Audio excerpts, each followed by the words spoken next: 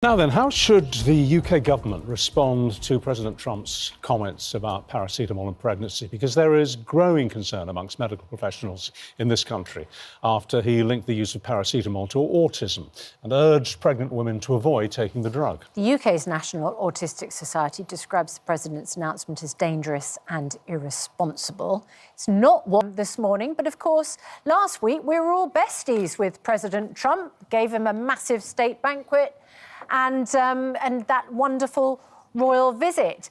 What are we saying about the President's claims this morning, Matthew Pennycook? Morning, Susanna, and I'm sure you'll get on. Back in the days of COVID, he was talking about bleach being a cure and possibly being intravenously injected into the bloodstream. I mean, it must be very difficult for the UK government to juggle this kind of nonsense.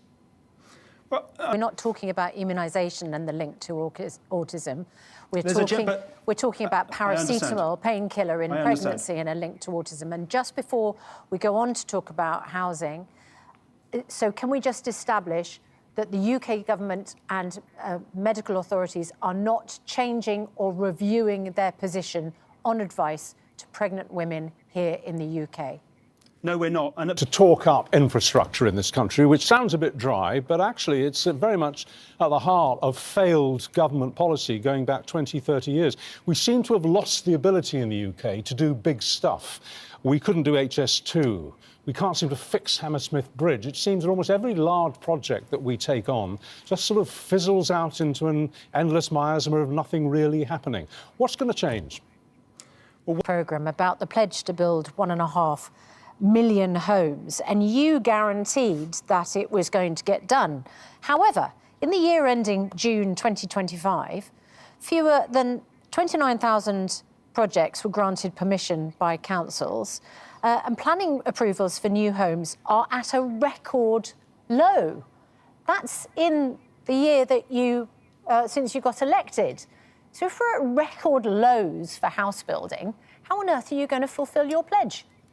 Well, have their homes. They want their bins to be collected regularly and hygienically.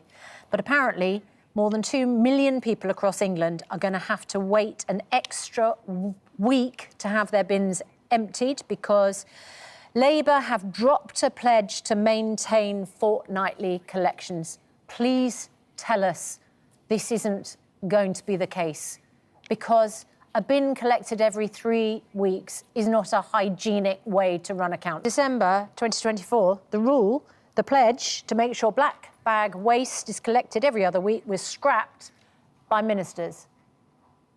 Well, it's not my... Very quickly, before we lose you, one of the big infrastructure projects that you're announcing are the Mona offshore wind farm, that's in the Irish Sea, and the Rampion offshore wind farm off the Sussex coast. Has the government had any pause for thought after President Trump's comments at the banquet last week when he referred to such projects as an expensive waste of money? No. Nigel Farage has outlined his party reforms immigration plans, announcing that if the party were to win the next election, then he would only let UK citizens be eligible for welfare benefits and no foreign nationals. He claims this would save the taxpayer £234 billion over the next few decades. However, the Chancellor, Rachel Reeves, says that claim has no basis in reality. So let's debate Nigel Farage's proposal that benefits should be for Brits only. Former UK's press conference yesterday, the Labour Party chair, Anna Turley MP, labelled Nigel Farage's plan, and I quote, half-baked, and claimed that it was falling apart in real time. She said that Reform had been forced to admit that their policy doesn't apply to people from the EU, and she said that destroyed claims that it covered all foreign-born nationals.